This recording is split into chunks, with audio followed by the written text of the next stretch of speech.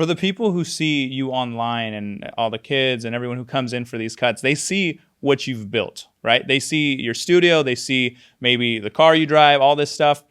What do people not know about you that maybe would surprise them? Yeah, so my upbringing is really what shocks a lot of people. Yeah. So I've been testing this year and putting my story out there. And it took a while, honestly. Like, I was very, I would hide it for a bit. I was kind of embarrassed. I was like, nah, I don't want to tell people. But my upbringing, I grew up in East LA in this, like, back house. And, you know, pretty rough childhood. My parents had me young love. And I was aware that I grew up in the hood. So, yeah, we grew up very poor. Very, very poor. And I had to sum it up, I had to, you know, figure stuff out on my own. My dad wasn't really, like, in the picture. And that's where a lot of this, like, hunger comes from a young age. And, yeah, nobody really knows I used to sleep in cars with my mom. You know, there's times in school where the teachers would have to sneak me, you know, the lunch. And, like, just a bunch of, like, around that time, like, middle school, I was just, like, struggling. That's where, like, I guess emotionally, I'm more attached to, like, money. I know the importance of it. Kind of like the analogy I tell people is, I mean, you can learn how to swim through taking classes and working your way up and putting your feet in and then having your hand right here and then kicking, right? Yeah. Or you could just jump in and drown and then be like, oh, okay, damn, I learned how to swim now, but I learned by drowning. You mentioned your dad wasn't in the picture much. How did that influence you in the decisions you made growing up? Definitely. So what I like to do when I think of him is think of all the bad examples. And I kind of just use him on what not to do.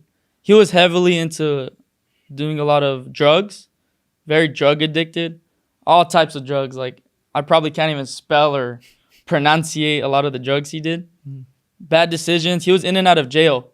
So, like, typical East LA stuff. I mean, if you know East LA, you know, it's pretty common out there to not grow up with your dad or have him in and out of jail. There's this, in my elementary and middle school, they would host during around Father's Day. It's called Donuts with Dad. That was just Donuts with Mom part 2. Like, all the moms would come. And, yeah, nobody really has a dad out there. Even my dad's brother, he's doing life in jail. So, like, yeah, just pretty rough place to grow up. Growing up, when you were seeing that, you were very young. How was that? Did you know what was going on at that time? Or did you just think, oh, maybe he's away at work or something like that? No. So thankfully to my mom, she raised me always with the truth.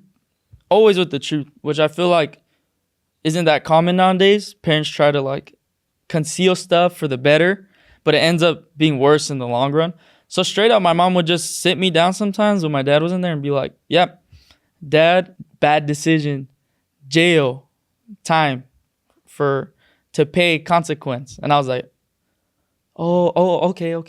How old were you at this time? 6, 8 years old. This was like, I mean, I knew what was going on. I knew that my dad was kind of like not the best influence at the time, but I mean, it was just single mother stuff. You know what I mean? Always grew up around my mom. She was kind of like leading the household, everything on her back. She was the only one with the jobs. My dad was just very, like, irresponsible, bad example. Never had a job. Like, in my whole memory of him, never have I seen him, like, put in any effort towards a job. Even late at night, he would just come.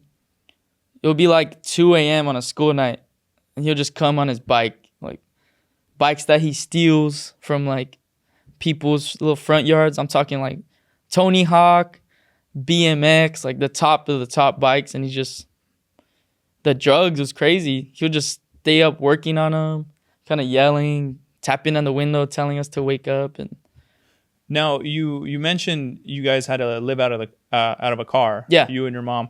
What pushed you guys to that point? Yeah, so the drug use kind of tied into that. So my dad obviously got my mom into drugs, and then my mom had a stable job for a while. We definitely weren't too poor, but we're just getting by. Like, you know, it's food for less type stuff, very cheap rent. When my mom started getting into drugs, that's when everything kind of went downhill, because now she was the only one in the house. She actually had lost her job for like a year and a half. And then from there, I remember playing outside, and this is when I really started to notice the landlord would come, and I'm playing there soccer as a kid, just outside being like with the neighbor kids. And on rent day, he would pull up to our little hallway, and it's cash rent. So he knocks on the door, kind of like collects.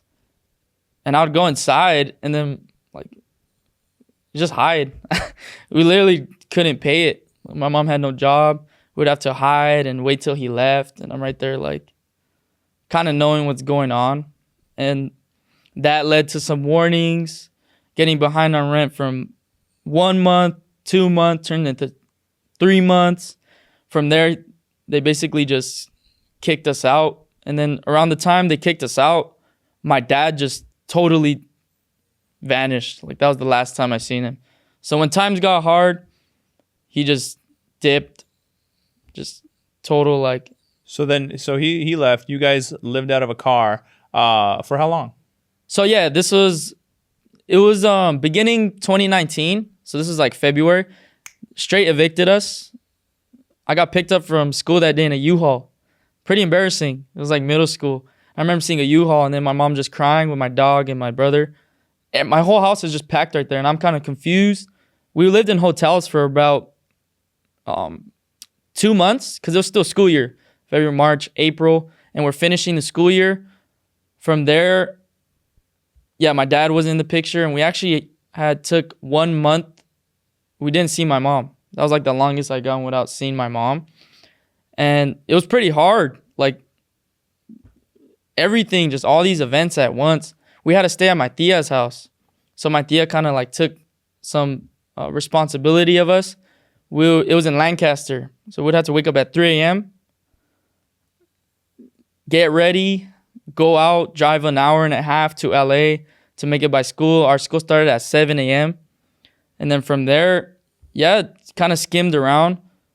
And me and my mom would just, when we couldn't afford the hotels no more, she had nothing. She would just be doing DoorDash, Uber, just like quick money with the car rental. And there were some days we didn't even have money for like a hotel that day. And it was much cheaper to just grab a blanket from Ross, park next to Malibu Beach, and just snooze it, sleep in the car.